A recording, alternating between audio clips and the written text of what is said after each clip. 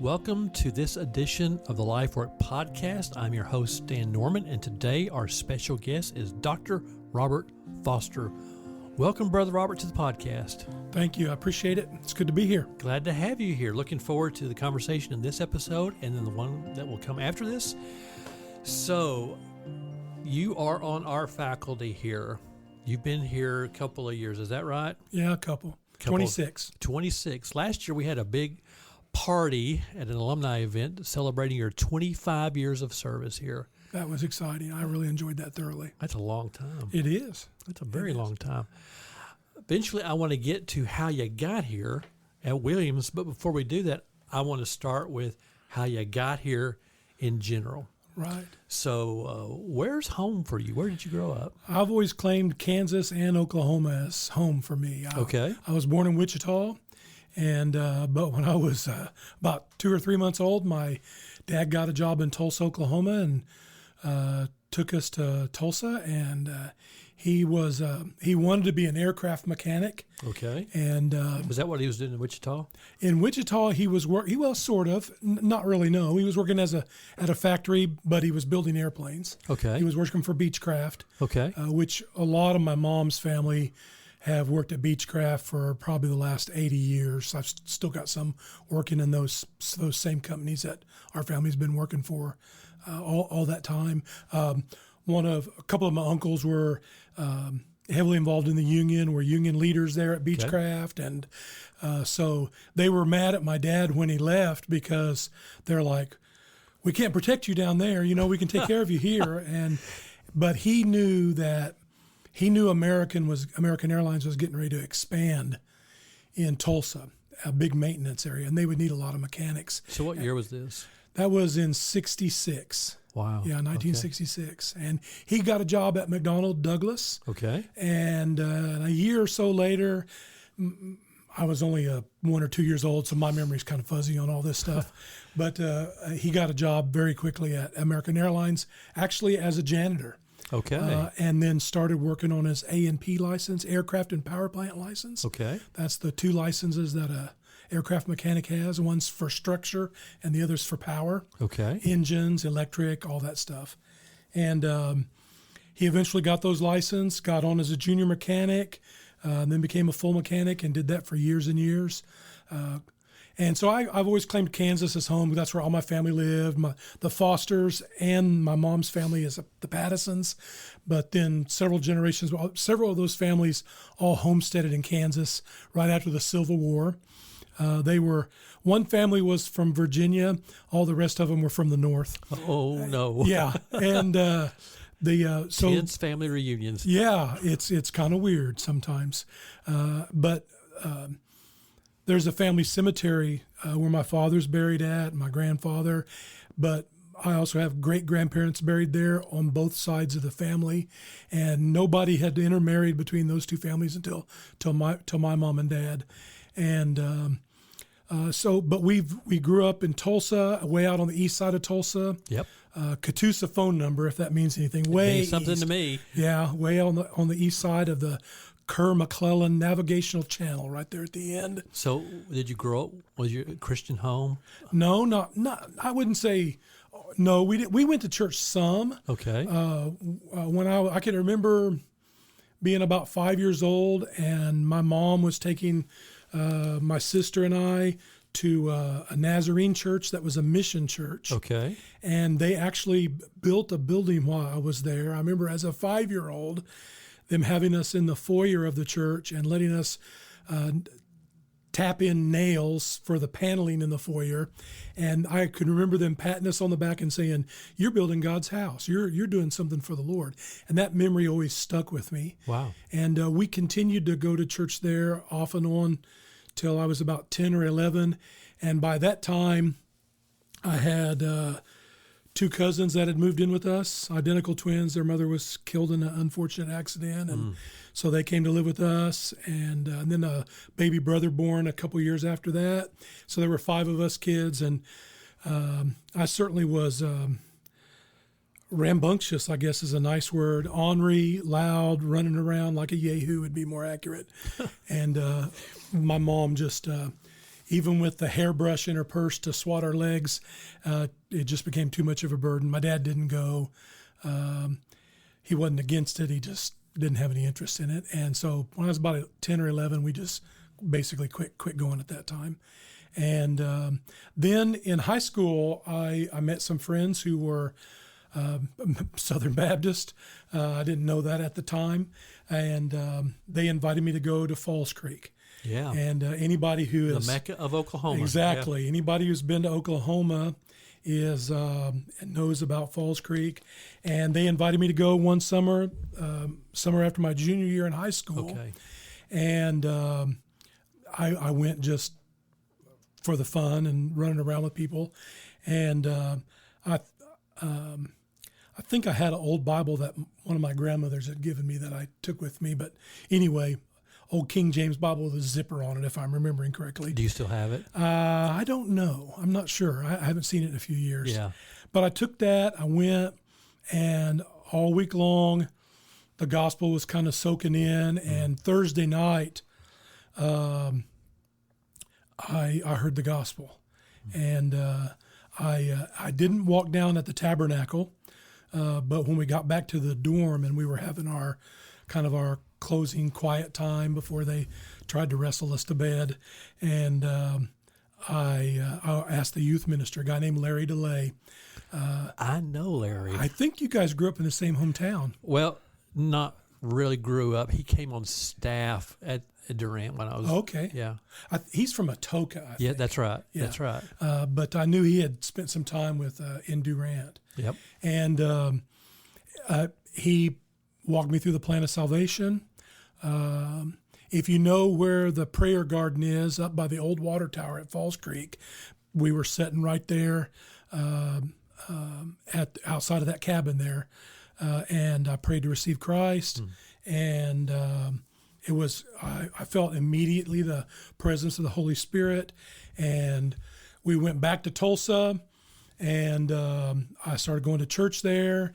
Larry discipled me, walked me through the survival kit for new Christians. We're dating ourselves I know, badly here. I know.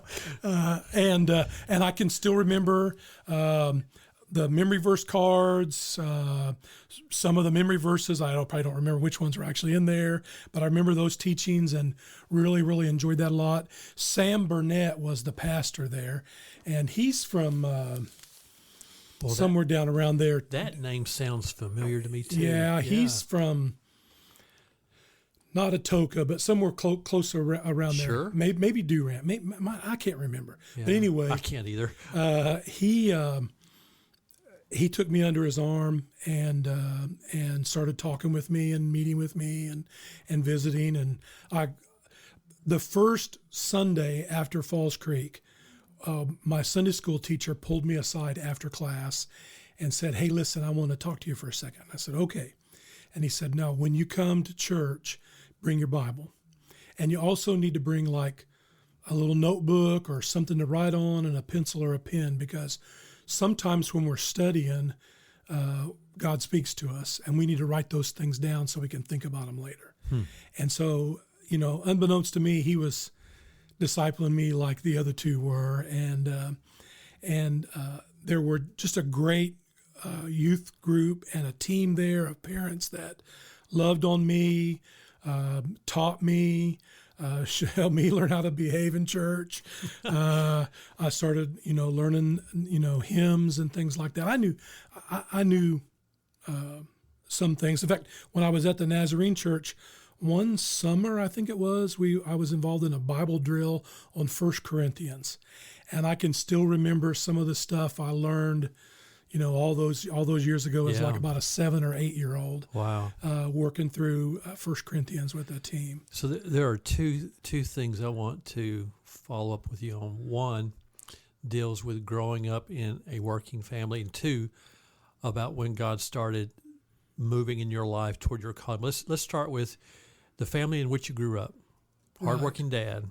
Mom work outside the home? She was a lunch lady for several years. Okay. She kept that was later. Earlier on, she babysat. She kept kids at the house. So growing up in that environment, looking back on that, what were some things that were impressed upon you, maybe not in a formal conversation, but just living life with the parents that you had. Yeah.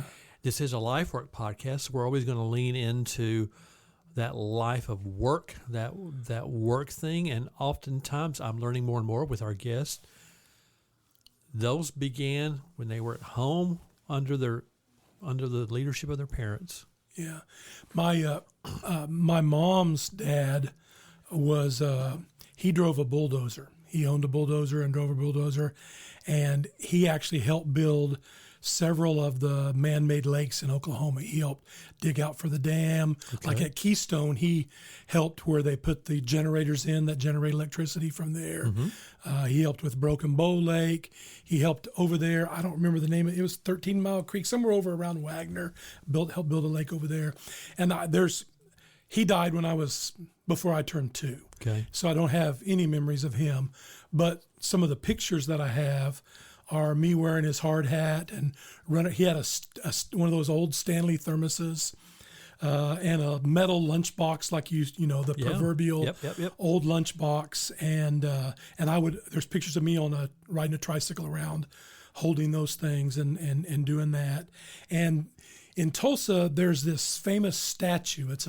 It's probably 40 foot tall, maybe a little taller. It's made of fiberglass.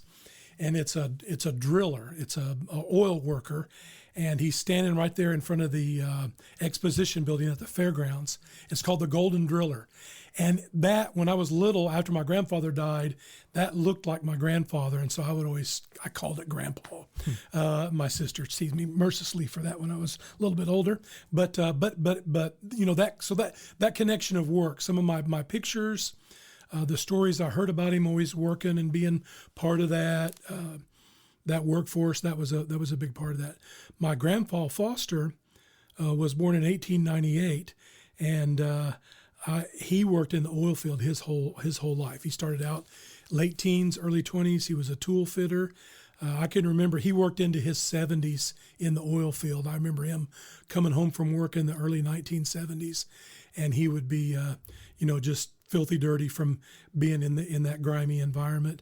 And then he retired about, I don't remember what year it was. I know in first grade I took him for show and tell, and I told all my friends that he had seen the dinosaurs. You see, he was born before 1900, and the dinosaurs were before 1900. Well, of course they were. And so when they started asking him questions about dinosaurs, he was like, I don't know anything about dinosaurs.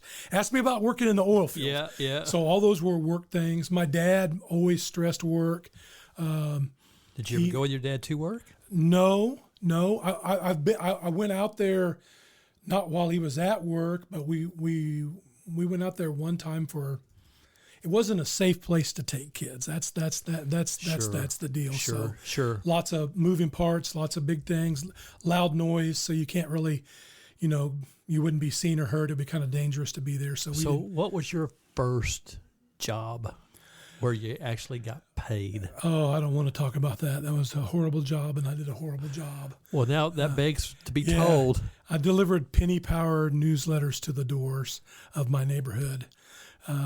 I got yelled at for people basically for putting trash in their yard.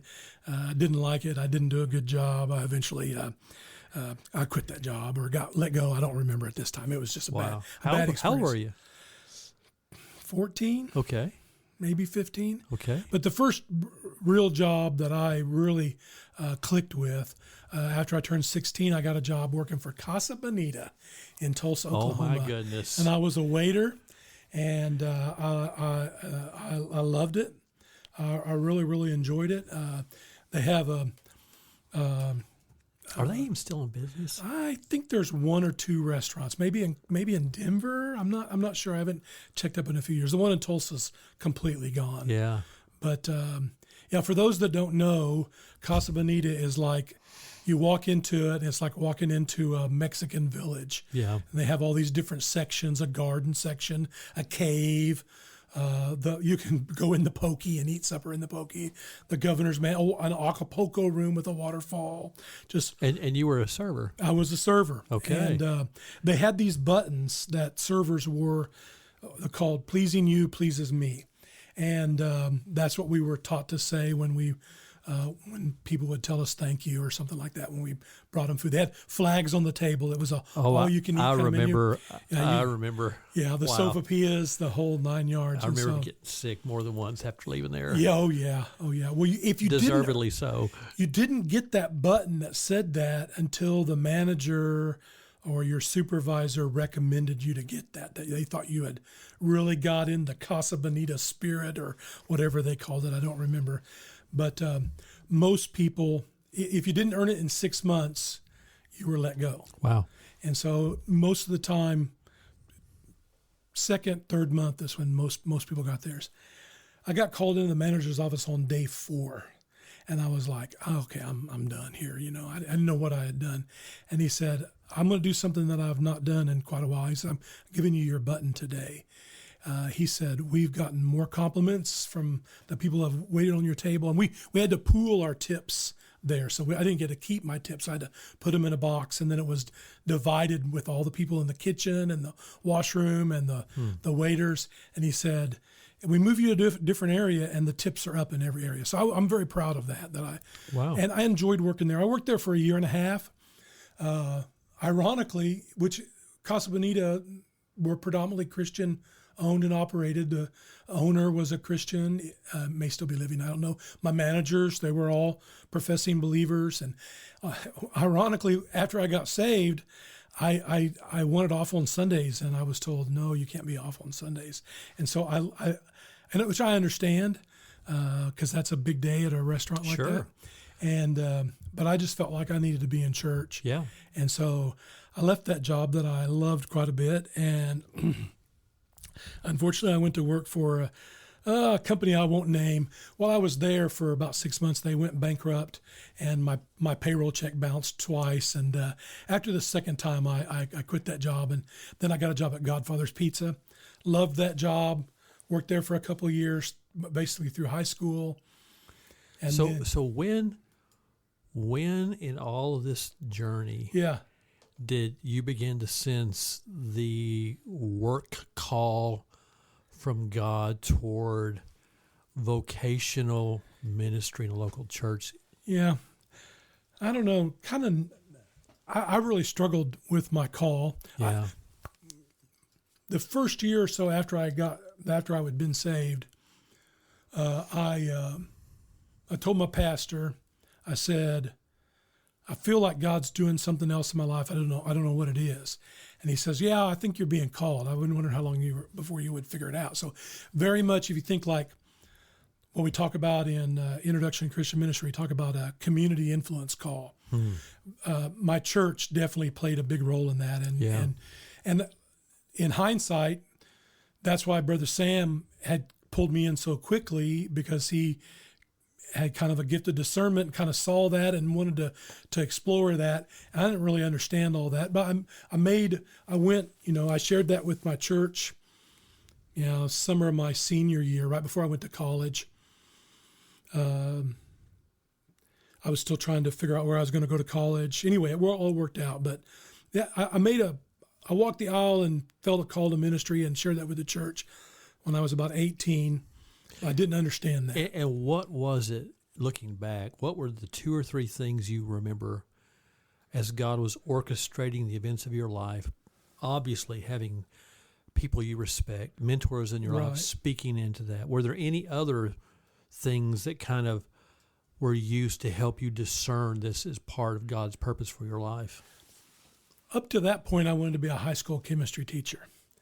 That was just so. Wow. Teaching was always a kind of a thing that I thought about, but when I met with Larry and with brother Larry and brother Sam, I soon began to really value what they did, what they had done in my life in that last 7 or 8 months, and what I saw them doing in other people's life. Listen, Garnet Road at that time, the church where we were at there in Tulsa, they had been a mission church about 40 years. They had started as a mission church. They'd been a church about 40 years. And in that 40 years, more than 50 people answered a call to ministry and went into the pastorate, Wow. music ministry, youth ministry, onto the mission field. We sure could use some more churches like that. We need a today. lot of churches We like do. that. It was an expectation that because we are a New Testament church, some of us are going to leave here and go into the ministry. We don't know who God will call amongst us, but we're going to be ready to equip that person and prepare them for a life of service in the ministry. So, put you on the spot here. Whenever that Sunday was, Yeah. when you walked, do you remember thinking up to that point, okay, a week out, 2 weeks out, the day of, that I am convinced, I believe this is what I'm going to do. Can you kind of recreate that moment? Yeah, I was, I'm loud and outgoing most of the time. And so, I would have got on a boat and went to, the west coast of Africa. I would have landed in Liberia and started telling people about Jesus. Wow. I was ready for whatever God. I was just trying to figure out what exactly that was. Sure.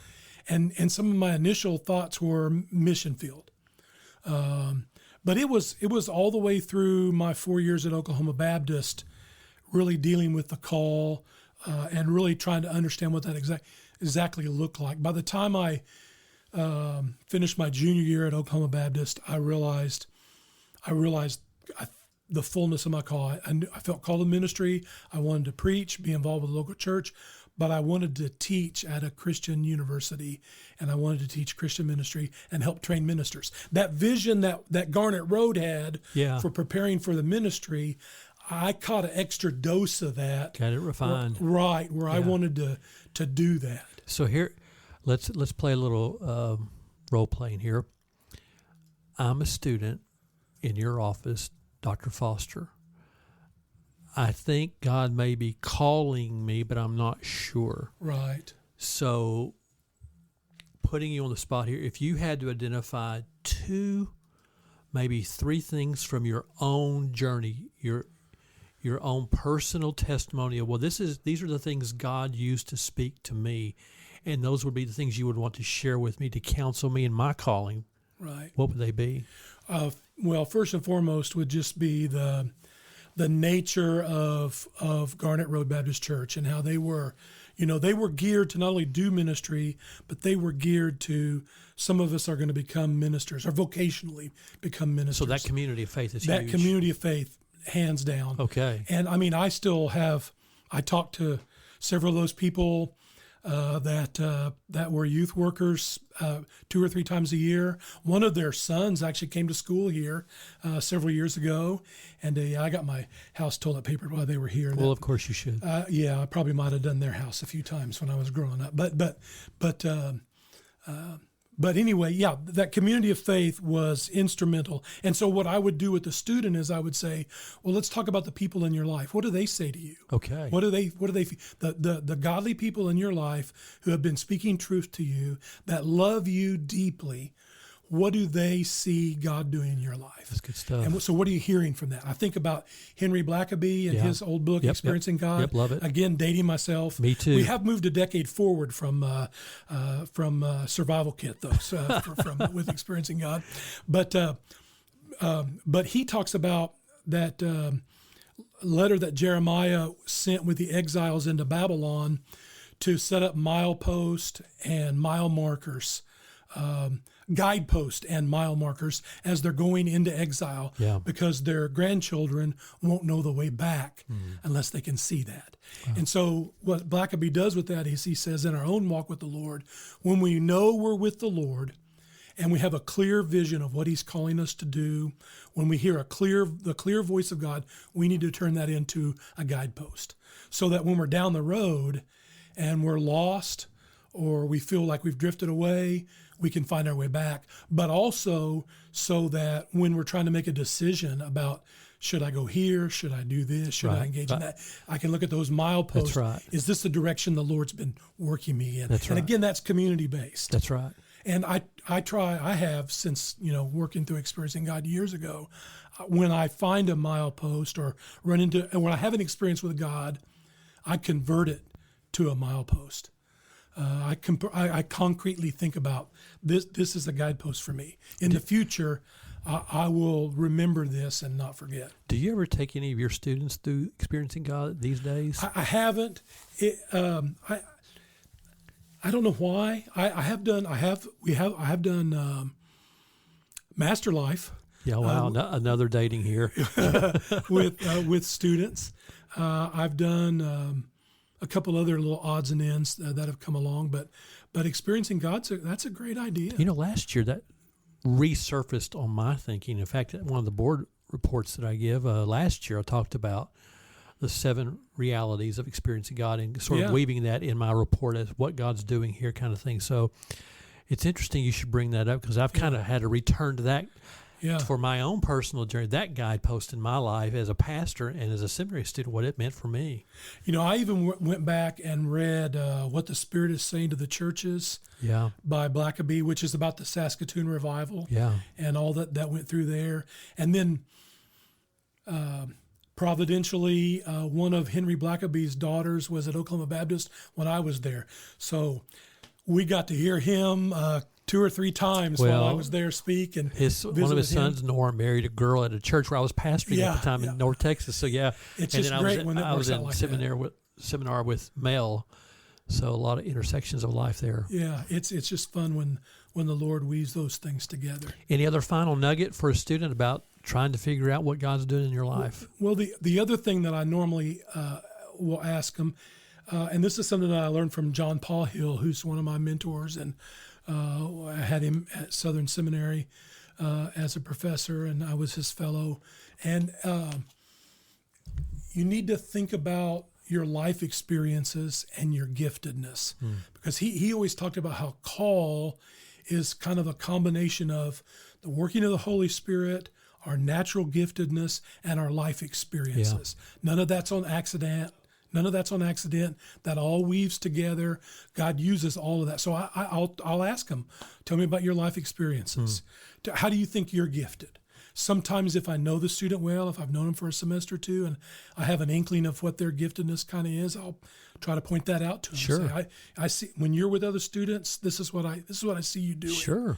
And so we're going to try to put all that together and make that decision and throw that out there. Kind of dipping into the Oklahoma Baptist University well one last time. Yes. I never worked for him, never had a chance to really be with him sustained period of time, but Bob Agee made a huge impact on my life. And one of the ways he made that impact on my life was a phrase, God wastes no life experiences. That's exactly right. Yeah. Yeah, he was. I didn't know him as well as some of the other students did, but wonderful presence. I always enjoyed hearing him preach. He understood the power of a vision, a true vision from God, and he knew how to cast it. Yeah, and move us in the direction we needed to go. And that was just in gentle conversations with students. Again, providentially, I've had a couple of adult conversations with Dr. Agee since I've been here. Yeah. And nothing but encouraging. Of course, he and our Dr. Swaim here at Williams were college buddies. They actually did summer revivals together. I know. And Pat Taylor worked for him. Oh yeah. A lot of these years.